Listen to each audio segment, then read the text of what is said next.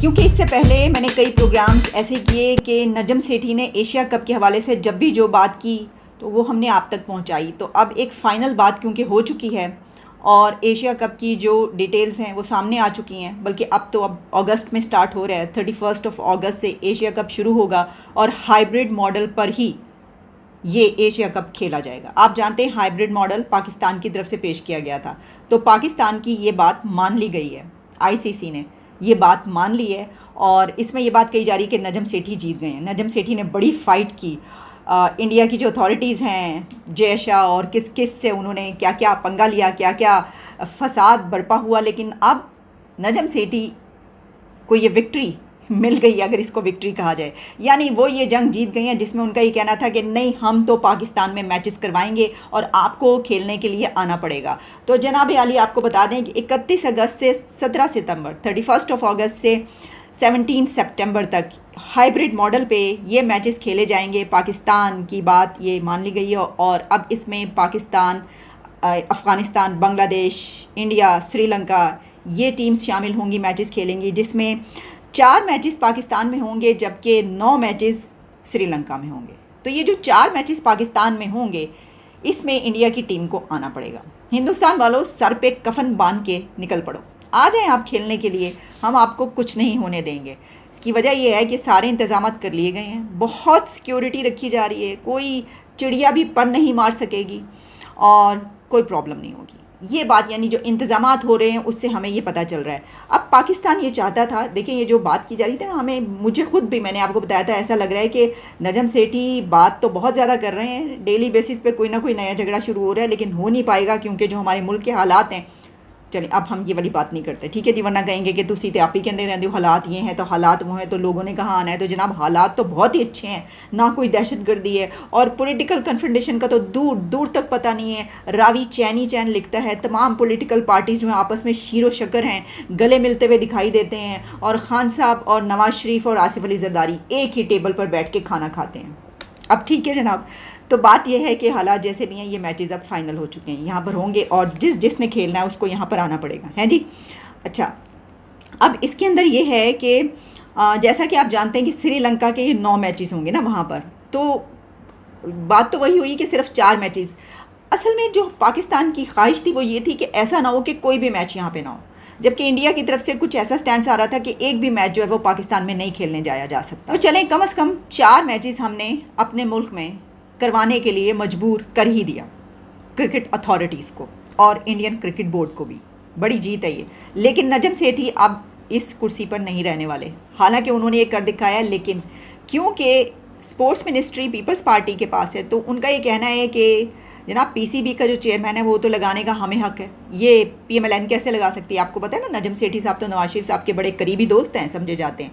तो उन्होंने कहा कि ये तो हुकूमत ने लगाया, यानी नवाज शरीफ की पार्टी ने लगाया, ये तो हमें लगाने का हक है। तो वो ज़का अशरफ को लगाना चाह रहे हैं। तो यकीन जानिए ज़का अशरफ साहब अगर पीसीबी के चेयरमैन बन गए तो ये जो हम डेली बेसिस पे कोई ना कोई हमें कुछ ऐसी बात मिलती रहती है कि हम उसके ऊपर बात कर डालते हैं, तो वो फुल झड़ियाँ छोड़ना ज़रूरी होता है नजम सेठी साहब का, उसी के ऊपर तो फिर बात होती है, टॉक ऑफ द टाउन बनती है। तो ज़का अशरफ साहब तो वो जो सीरियस सा, बहुत संजीदा सा मुँह बनाकर सियासत होती है या काम होता है वो उसी तरीके से करेंगे, नजम सेठी साहब की तरह नहीं करेंगे। तो वो अब इस सीट से वैसे भी उतरने वाले हैं और वो कह रहे हैं मुझे कोई फ़र्क नहीं पड़ता। लगता है वो भी बेचारे अग गए हैं, बहुत ज़्यादा वो हो गए हैं, बड़ी उनको सुननी पड़ी हैं कि लोग ऐसे ही बुरा भला कहते रहते हैं। आपको पता है लोगों का क्या है, लोगों का काम है कहना, ठीक है। अगली खबर जो हमारे पास है वो ये है कि पहली मर्तबा ऐसा हो रहा है कि कोई थर्ड वर्ल्ड का कंट्री, सब कॉन्टिनेंट का कोई कंट्री किसी सुपर पावर के पास विज़िट करने के लिए जा रहा है। तो एक हलचल मची हुई है और सुपर पावर ये चाहती है कि इनके सारी डिमांड्स मान लो, लेकिन इनको यहाँ पर आना ज़रूरी है क्योंकि हमारे इनके साथ ताल्लुक़ बनाना बहुत ज़रूरी है। हम इसके ऊपर पहले भी बात कर चुके हैं कि कितनी बड़ी बड़ी डील्स हो रही हैं इंडिया और यूएसए के बीच। उससे पहले कि विज़िट हो इंडिया के प्राइम मिनिस्टर का और वहाँ पर वाइट हाउस में वो मुलाकात करें प्रेसिडेंट जो बाइडन से, उससे पहले ही ड्रोन से लेकर हमने असलहे के कितने एग्रीमेंट्स हुए हैं, डील्स हुई हैं, बिलियंस ऑफ डॉलर्स के एग्रीमेंट्स, और फिर ये कि जो टेक्नोलॉजी ट्रांसफ़र है उसकी कितने एग्रीमेंट्स हुए हैं। क्या ज़बरदस्त तरीके से यानी लूट लिया है अमेरिका को इंडिया ने। इंडिया ने अमेरिका को लूट लिया है, जो लेना चाहता था वो लेकर दिखाया, बल्कि उससे कहीं ज़्यादा ले लिया। और अमेरिका ने चू नहीं की, मतलब एक चू नहीं निकली अमेरिका की, और उसने वो सब कुछ इंडिया को दिया जो जो चाहिए। दूसरी कंट्रीज़ को वो नहीं देते। आप देखें कहाँ ऐसे एग्रीमेंट्स होते हैं। देखिए ये होता है कि आप कैसे फ़ायदा उठाते हैं वक्त से और अपनी ताकत से और अपनी स्ट्रेटजी से, अपनी पॉलिसी से भी, लेकिन जिस जगह पर इस वक्त आप हैं उससे कैसे ज़बरदस्त तरीके से उन्होंने अपनी पॉलिसीज़ बनाई हैं कि वो एक उधर जा रहे हैं। होता ये है पूरी दुनिया में कि जहाँ पर अमेरिका का सदर जा रहा हो तो वहाँ पे हाला लाला पड़ जाती है। हाँ, मुसीबत आ जाती है कि भाई अमेरिका के सदर ने आना है। तो यहाँ पर ये हो रहा है कि इंडिया के प्राइम मिनिस्टर ने जाना है अमेरिका, तो हाला लाला पड़ी हुई है और कह रहे हैं कि भाई उनका ये एग्रीमेंट्स हमें करने हैं, उनके लोग उधर जा रहे हैं, उनके लोग उधर जा रहे हैं। हमने बड़ी बात की बड़े असलहे के जो एग्रीमेंट्स हुए और सब कुछ, लेकिन मैं इस वक्त बात करूँगी एक ऐसा एग्रीमेंट या डील है कि जिसके ऊपर हमने अभी तक ज़्यादा बात नहीं की। वो ये है, एक चिप फैक्ट्री की बात की जा रही है और इसके ऊपर खबर दुनिया न्यूज़ में पब्लिश हुई। उसमें यह है कि Micron nears $1 billion investment in India chip packaging plant. Micron technology is close to setting up a chip packaging factory in India. ये ब्लूमबर्ग में भी रिपोर्ट शाया हुई है, जहाँ से दुनिया न्यूज़ में आई है। इसमें यह कहा जा रहा है कि अनाउंसमेंट जो है that could be made next week when PM Modi will be there in USA. जब विजिट पे हो तो उस वक्त इसको सही तरीके से अनाउंस किया जाएगा। वैसे ये जितनी भी अभी डिटेल सामने आ रही है सब के सब फाइनलाइज होंगे उसी वक्त जब वो वहाँ पर होंगे। अच्छा, अब इसमें यह भी है कि जो $1 बिलियन की ये चिप पैकेजिंग प्लांट है या फैक्ट्री है, ये बढ़ के $2 बिलियन भी हो सकता है और हो जाएगा। और इसमें जो मैन्युफैक्चरिंग कैपेबिलिटीज़ हैं इंडिया की वो बहुत बढ़ जाएंगी। और इसमें यह भी है कि जो सेमीकंडक्टर और इकोसिस्टम और जो ग्रोइंग कॉन्फिडेंस है इंडिया का वो भी बहुत बढ़ेगा।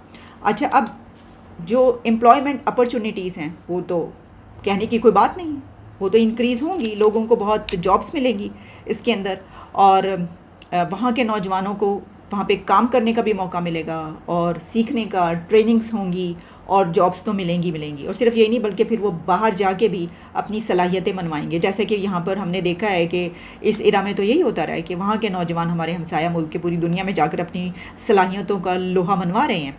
अच्छा, फिर इसमें एक बड़ा फैक्टर जो है वो ये है कि मेड इन इंडिया इनिशिएटिव जो है उसको बहुत बूस्ट मिलेगा। अब जहाँ ट्रांसफ़र हो रही है टेक्नोलॉजी तो वहाँ पर तो फिर उनके पास ये सलाहियत आ जाती है ना कि जब उनके पास वो टेक्नोलॉजी आ गई तो फिर तो वो खुद भी बना सकते हैं। फिर तो एक बड़ा उनके पास एक सीक्रेट जो किसी कंट्री का होता है कि जी ये तो हमारी है मलकियत और हम इसे लेते हैं, और फिर उन तक पहुँच गया तो वो उनकी भी मलकियत होगी।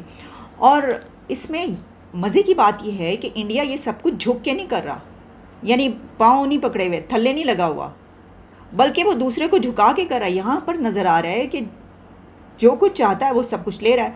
अब हमें ऐसा क्यों लग रहा है तो ये हकीकत, ये फैक्ट्स एंड फिगर्स मैंने आपके सामने रखे हैं, दुनिया इस पे बात करी है। लेकिन हम जो इस तरीके से बात करें वो इसलिए कि हम हमेशा से अमेरिका के बड़े स्ट्रॉन्ग अलाए हुआ करते थे, और बहरी बेड़े के आने से लेकर और उसके बाद हमारे कितनी मरतबा एग्रीमेंट्स तो खैर कम हुए, लेकिन ज़्यादा हमें एड मिली है, पैसा मिला है, IMF के प्लान में भी हम हैं। तो अब क्योंकि टाइम ये है कि हम उस तरफ से हटकर दूसरी तरफ आ गए हैं, चाइना की तरफ, ये तो है ही है।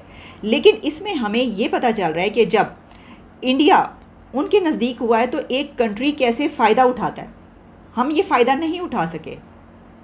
हम तो कभी ये सोचा जा सकता है कि जो एग्रीमेंट्स और डील्स उन्होंने की हैं अमेरिका से हम वो कर सकते थे? हमने तो उसकी दूर दूर तक कभी बात ही नहीं की। हमने ज़्यादा से ज़्यादा जब बात की जी पैसे भेज दो, पैसे ख़त्म हो गए ना, पैसा ख़त्म हो गया जी, पैसे कल दो, तो ये हमारी बात होती रही उनके साथ और वो पैसे भेजते रहे। ये नहीं किया उन्होंने पैसे ना भेजो, एड उन्होंने तो खूब दी है, जमा के एड दी और जमा के अपने जो भी उनके बेनिफिट्स हैं वो भी उन्होंने हासिल किए।